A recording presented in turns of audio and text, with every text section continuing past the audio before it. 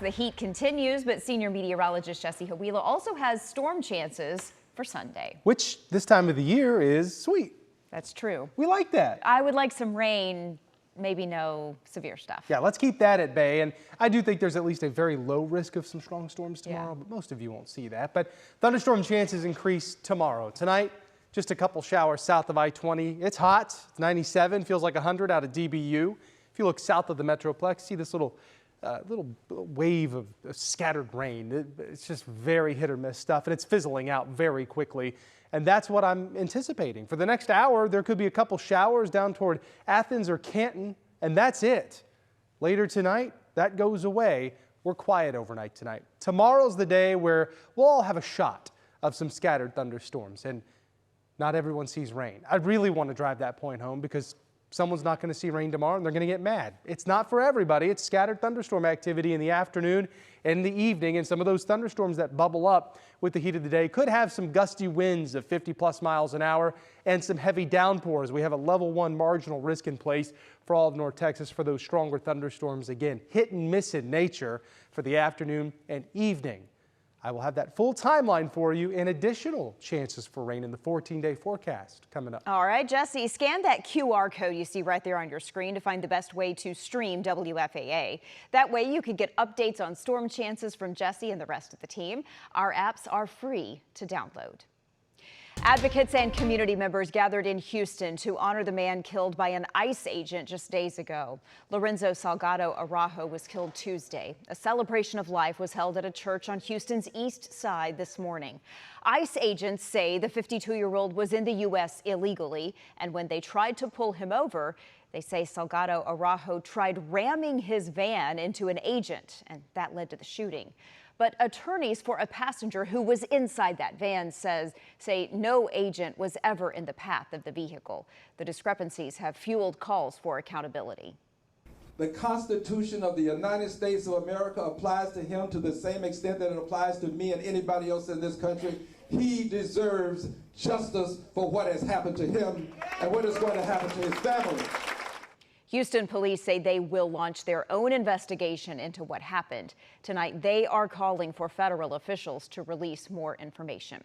New tonight, a 19-year-old is dead after a shooting in East Dallas. It happened on Bruton Road Friday morning. Police identified the victim as LaCorian Darfour. He was taken to a hospital where he did die. No arrests have been made in this case. After a mass shooting at a concert and trail ride in Dallas in 2022, the family of a man who died there and several of the people who were injured sued.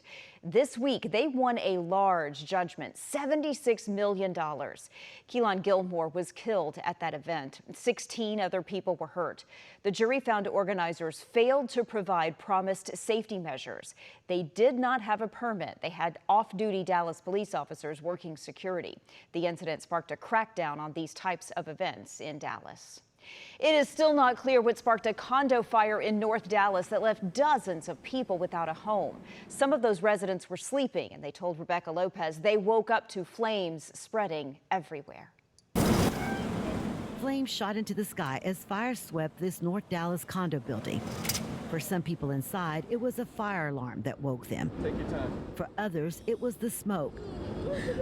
Both may have saved their lives. The smoke alarm woke me up. And when I came out, it was just smoke in the hallway, and all my neighbors were coming out. With smoke quickly filling the hallways, residents scrambled to get out. Jeannie Beatty crawled out. I had to drop to my knees and start crawling down 3 flights of stairs. By the time Jeannie made it outside, flames were shooting from the roof of the Cambridge Park condominiums. When I got outside, I looked around. I knew my condo was gone because flame was on top of my building. The 3-alarm fire broke out around 1 Friday morning. Dallas Fire Rescue says the fire was already in its advanced stages when they got there. The roof collapsed into the 3rd floor and the 3rd floor into the 2nd. 60 to 70 firefighters battled the flames. Inside, neighbors were helping neighbors escape. My neighbor, she had her kids with her, and she was trying to come out with them, so I just grabbed her son, and we came down the stairs. About 45 people lived in the building. Amazingly, everyone was accounted for. No residents or firefighters were hurt, but many lost everything.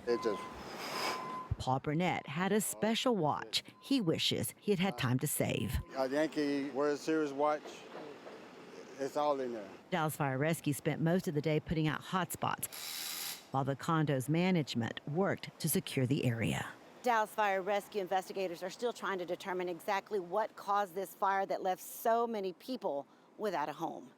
In Dallas, I'm Rebecca Lopez.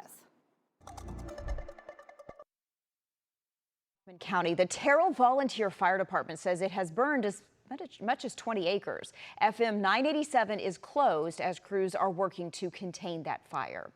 The public got to meet 3 finalists in the running to be the next CEO of DART. Today's meet and greet in downtown Dallas was ahead of a Tuesday DART board meeting where the next leader could be named. The CEO will lead DART during a new era after several member cities considered leaving that agency. Here are the options. Nathaniel Ford is currently the head of public transit in Jacksonville, Florida.